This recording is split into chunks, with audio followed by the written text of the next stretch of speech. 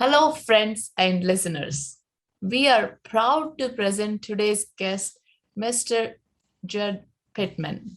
He has a diverse educational background with a degree in ecology from Juniata College, a master's in forest ecology from Virginia Tech University, and master's in multicultural education from Eastern University. He has 11 years of urban education experience between teaching middle school science in the Harrisburg City School District and serving on the elected school board as the academic and student services committee chair.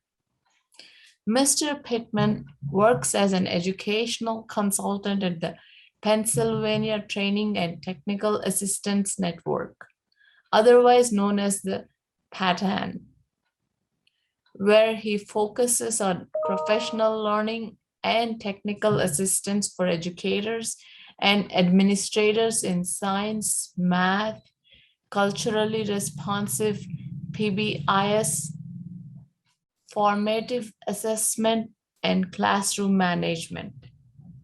He currently serves as a special consultant to the Secretary of Education for STEM. Mr. Pittman, welcome. We are so Thank you. excited to have you on our show. Let's talk computer science.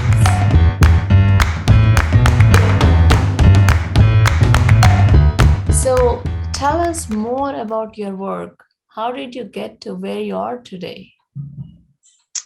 Oh, that's a wonderful question. So, as you had mentioned in the very generous introduction in the bio, I got to the space with the secretary really through opportunities in education and in the journey as a technical assistance provider at Pat. So I had spent about after getting out of the classroom for 8 years.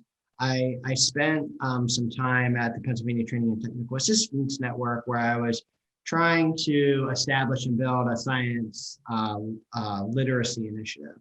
And in that journey, the Secretary of Education here in Pennsylvania was looking for a special advisor on STEM education and computer science. And so they reached out and were doing a little bit of a job search. And my executive director recommended that I apply for the opportunity. And so I applied for the opportunity, and 6 years later, I'm still sitting in that same seat and really privileged and grateful for the time that I've got to spend in the Pennsylvania Department of Education and in the role as special consultant to the Secretary on STEM and computer science. In Pennsylvania, the Secretary and the Governor's office really saw computer science as a pathway for learners to family sustaining wages, to really exciting and careers that allow kids to apply their learning towards solutions and things that will not only change the context locally, but can make impacts on a regional and a global scale. And what we saw in Pennsylvania was a space where, when I came on board in 2015, 2016, it was a space where we hadn't yet moved any type of computer science standards for K-12 education, where we had over 20,000 open, unfilled computer science occupations in the Commonwealth, where we had no pre-service programs to certify a computer science teacher. And when we started to dig in those first couple months into data sets that we had at our fingertips, we found that a little over only 20,000 learners in grades 7 through 12 had access to or opportunities to engage. We really started to dig into that data. What we found was that beyond the total number of opportunities when we disaggregated it, It was really an opportunity that was for the privileged few. And we needed to be honest with ourselves about how to diversify and expand not only access and opportunity, but the inclusion of historically marginalized populations, whether it's English language learners, whether it's students with disabilities, whether it's Black and Brown learners, or females in STEM and computer science. But we really needed to take a hard look at our system and do something different. Wow, wow, that is such a, I mean, all your work is so meaningful and so impactful in so many ways, not just in education. And as you said, like, it's gonna change their lives. They're gonna be able to live a decent life with good pay in a highly demanding and high growth field. Yeah, yeah. No, I mean it is a space even today as we look post pandemic. We still have roughly about 12,000 unfilled computer science jobs. Computer science related occupations are 5 of the 10 fastest growing occupations in the Commonwealth.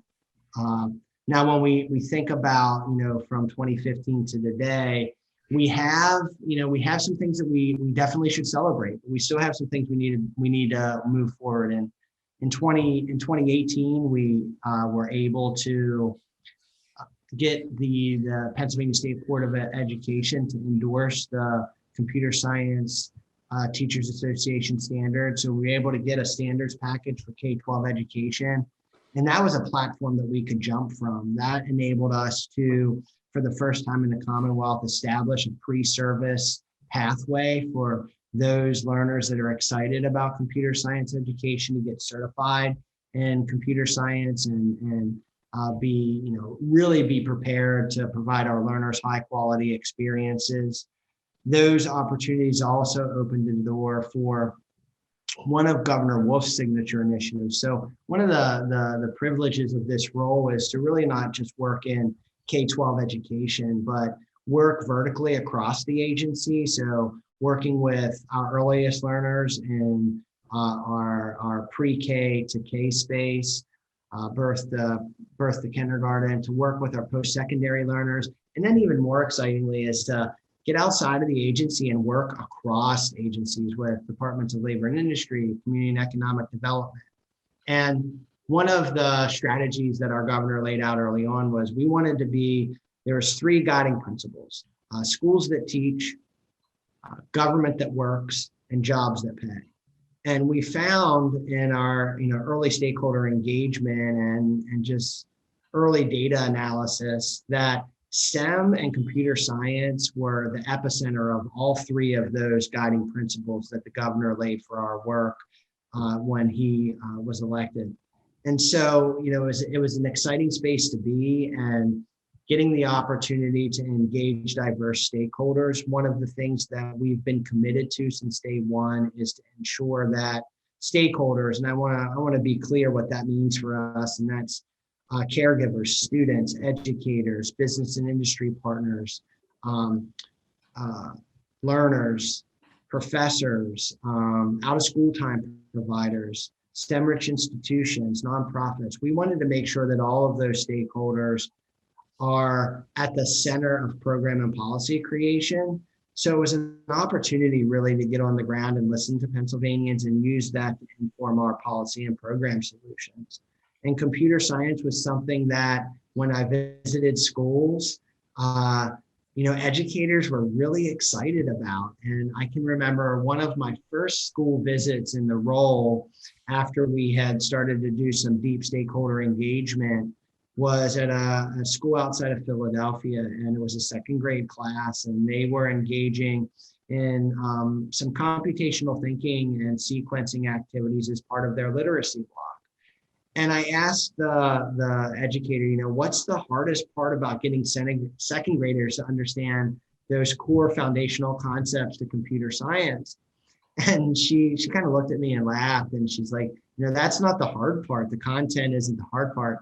The hard part is telling the kiddos that, we're going to have to transition to a new topic or a new subject in the next hour. And they want to continue to engage in this space. And, from that day, I could replicate that story over hundreds of visits that we've had. But, when we can create conditions and context for educators that their toughest their toughest challenge for the day is to try to get learners not to be excited about STEM and computer science. You're in the right space. That you're getting an opportunity and the privilege to work in a really exciting arena. Yeah, that's so wonderful. So, I mean, yeah, like we all know there is a need, there's an absolute need, like, and based on how your state governor is has appointed you and has given this as a priority, and the students being really excited to learn. So what is that it's blocking from all schools to teaching computer science, and we as a country being able to produce our own computer science software engineers? Mm. So the getting all kids opportunities to engage in computer science, or really getting all schools to have either the resources or the permission or the talent to engage in the space. It does take like a series of levers and a series of sort of interworking parts. One of the things that is critical is ensuring that well, first off, kind of looking at the Department of Education and what is in the sphere of control. What can we really do? And one of the things that we know that we can do is first, capture and synthesize data from our stakeholders or from our information systems.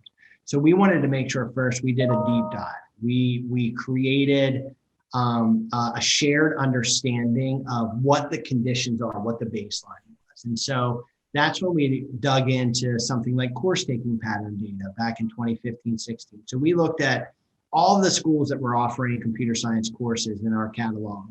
Who was offering, who were the schools that were offering, who were the students that were taking, and that takes us to that data point that I shared about 20,000 kids. And when we disaggregated that, we saw that it was for, predominantly white males and high socioeconomic status schools. And so, the first thing that we started to think about is what can we do to add a layer of equity to this work that will allow other communities to engage in this space. And so the first thing that happened was, and this was something that was out of our control, but one of our legislators put forth a resolution that allowed computer science to count as a graduation credit for a science and or a math class. And then with that resolution, it also allowed for local schools or local education agencies to assign a math and or a science certified educator to be the computer science teacher of record. And that really provided us a platform to jump from. And with that, we were then able to think through a professional learning strategy. And one of the things that we wanted to make sure that we did was have a common language, set of beliefs, and a vision for how we were going to get there. So all that stakeholder work that we did, we were able to establish that common language element. And then we really wanted to contextualize this as a workforce need. So we dug into labor market data, and we dug into what were corporations and local companies asking for around talent, and what were the trajectory of jobs and occupational growth in the Commonwealth. And so when we looked at that data, and then we asked educators, what do you really want to teach? What are kids thirsting to learn? It seemed like computer science was sort of in that epicenter. So what we decided to do was put forth a recommendation to the governor's office to start what has since become his signature workforce training and education initiative called PA Smart. And through that PA Smart initiative, we were able to secure each year a $20 million line item that supports education and workforce development around STEM and computer science. And with that, we wanted to design a grant strategy that wasn't a grant strategy like you think of the National Science Foundation, where you need a grant writer, or some state grants where you really need this expertise to even access the dollars. We wanted to look at this from a lens of really universal design and what was the on-ramp for our smallest schools in our most rural, suburban, or urban communities that don't have grant writers, that may have a superintendent that acts as a principal, federal programs coordinator, and the grant writer all in one. How could we make a grant program accessible to those communities and incentivize them to apply? So we came up with a strategy. We called it the PA Smart Targeted Grant. And quite honestly, it was a survey that they had to commit, give us a thumbnail of who they were, what they wanted to do, commit some educators. And then we would design a deep dive in professional learning that's focused on content and pedagogy and computer science, deliver that professional learning to them for free, and then incentivize those LEAs to take that $35,000 grant and select curricular assets, tools, allocate staff time to engage in the work. And so over the last 4 years, we've engaged over 403 local education agencies and roughly about 4,000 educators in that grant program.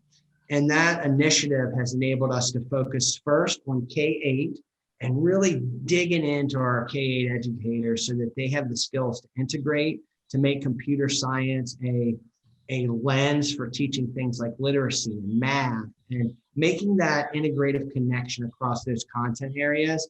And then, really making sure to learn from other states and not just give educators tools and let them sit on the shelf, but get them tools and walk hand in hand with them on how to implement. And so over those 4 years, that deep dive in professional learning was a 6-day model. It was competency-based, where educators were able to, really quantify and demonstrate skill development. And then with that, we felt like that would begin to build demand. And we would have kids that are saying, well, I had computer science in 8th grade or 6th grade or all of the above. And where is it at the high school level? At that same time, we had a 7-12 pathway. That was for those educators that may be teaching their standalone courses. And our goal was by 2023 to have 500 certified computer science educators in Pennsylvania. And we wanted to use this grant strategy as a pathway to get there. And so over the years, we've been able to go from no certified computer science educators to we're up to currently 23 certified computer science educators in that 7-12 space. Just last year, we were able to release the praxis exam here in Pennsylvania. We have our first 3 universities that are offering pre-service programs in computer science and start to build that vertical alignment and trajectory, not only for educators, but for students to be able to see, okay, if I take this computer science experience in elementary and have some touch points, that there is a pathway for me as I get to as I get to high school and then ultimately to post-secondary.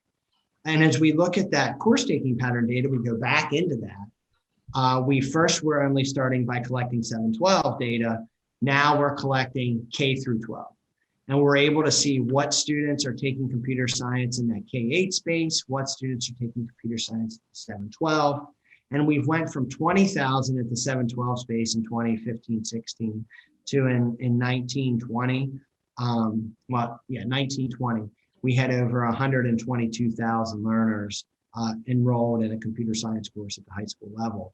And in total, K-8 or K-12, we had a little over 212,000 learners engaging in computer science.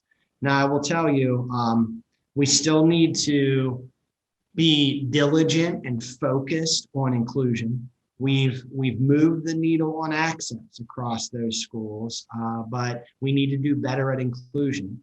We need to make sure that we get, more English language learners engaged, more students with exceptionalities engaged, more Black and Brown learners, more females engaged. We still have a lion's share of that percentage is still white male and high socioeconomic status learners, even though we've increased access across all of those school demographics. We still need to do better. And, we're going to continue to focus on where there is opportunities, or as some folks would call them, barriers, but where the opportunities are to improve. And we want to make sure that it's iterative and we get better in that space. So we've tried to be really mindful about building a coherent and a vertical articulation so that we can start to get to a space where a learner might say, all right, I've taken all of these CS courses. Now I'm really interested in what's the post-secondary opportunities, or, what can I do right from out of high school into the workforce, and really illuminating those pathways for learners and trying to be mindful that not only could you be a data scientist or a software developer, but that you could be a computer science teacher. And that's as critical to the STEM workforce as the other elements. And so I think the more that we build that vertical articulation and we blend business and industry into the work, and they get to see what computer science looks like in the real world, in the world of work, the greater likelihood that we start to we start to work ourselves out of a job, and we have those computer science jobs filled, and talent, and businesses, competing for that talent, where the worker has, those computer science workers really have the pick of where they want to go, and making sure that, more kids get an opportunity for that average. I think in Pennsylvania, the average salary of a computer science occupation is about $89,000. That's double what I was making as an educator for 8 years in the workforce. So, I think it's definitely something that we want to make sure all of our kids have an opportunity to attain. Nice. Super impressive. That's very comprehensive plan, and looks like you were executing it well and you're seeing results. So can you please talk about different kinds of resources that are out there to teach computer science for K-12 schools? Yeah, sure. So I think one of the things that we got to be mindful of at agency level is, in Pennsylvania, the agency sets the conditions. So we can be technical assistance providers. We can assist the State Board of Education in adopting and proposing standards and regulations. However, in Pennsylvania, as we set the standards or that compass for learning, local education agencies or those local schools, they really create the roadmap. They select the curricular assets and the curricular resources that they're going to use to guide every learner towards that vision for computer science learning, or what's set forth in the standards. And so one of the things that we really look for as an agency, and what we try to guide educators towards, is thinking through that, like, what is their student body look, sound, and feel like? What types of assets can they select that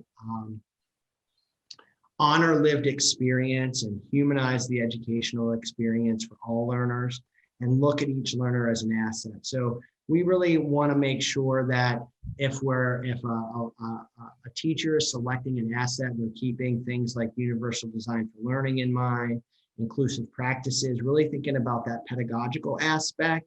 And then the tool that they select, really, if they got that pedagogical aspect down and the content underpinnings, they can make the tool work in their context. I think one of the other things that we really want to be mindful of is what resources in computer science can be delivered synchronously and asynchronously, as the pandemic has taught us. There needs to be mindful collection and curation of resources that can be delivered in an asynchronous fashion, and be delivered virtually. So I think, those tools that can kind of can align with the vision that Pennsylvania has are the tools that we really recommend that local education partners select without trying to play favorites on any particular resource. I think what's critical is that resource meets the needs of the local education agency, the teacher, and supports all learners in that space. I think when we look at what we've used in our professional learning pathways, it has really been a plethora of different tools, everything from hands-on resources, something like a Raspberry Pi, Makey, or a microbit, to more digital resources like CMU Academy resources, or some of the digital assets that maybe code.org shares, or thinking through when we look at that trajectory, what resources can be recycled across a tool that's dynamic and can meet the needs of maybe a fourth grader or a sixth grader. So really thinking through those elements and thinking about resources that, as much as possible in this world, that aren't consumable, that you have to continually to restock, that can become really expensive for LEAs and can lead to an initiative dying on the vine. So what resources can be evergreen for a teacher? So they're the kind of things that we take into consideration as we're designing professional learning. As far as resources I see in the classroom when we visit, we see everything from things like robotics, anything from Lego to Hummingbird or the Finch, to things like virtual resources like Coder's or the tools that you have at Rex Academy, or the tools that Apple provides, or code.org, or Project Lead the Way. We really see a diverse use of resources in the Commonwealth. And I think it really comes down to that local need and local fit, and helping educators and educational leaders discern and kind of wade through that sea of resources to discern what is the best fit, and how can we keep those guiding principles in mind as we select a resource. Yeah, yes, totally makes sense. Yeah. So thank you so much for your time today. Is there anything else that you'd like to share with our listeners?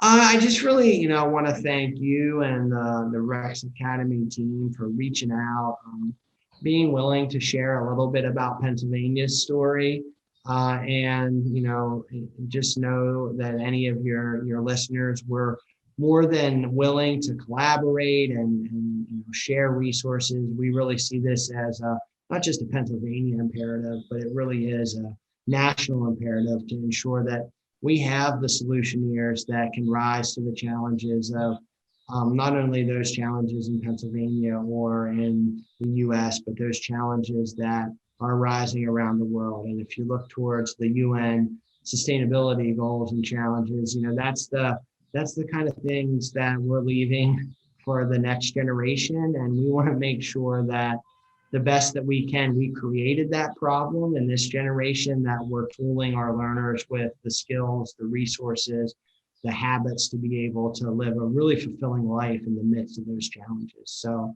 we're here to collaborate and share. So I want to thank you, and look forward to connecting again sometime soon. Yeah, thank you. I'm truly honored to talk to you, and I'm super impressed with all the work that you guys are doing. Thank you so much for giving us this opportunity to talk to you and all the knowledge that you have shared. Thanks a lot. Thank you very much. Have a really great day.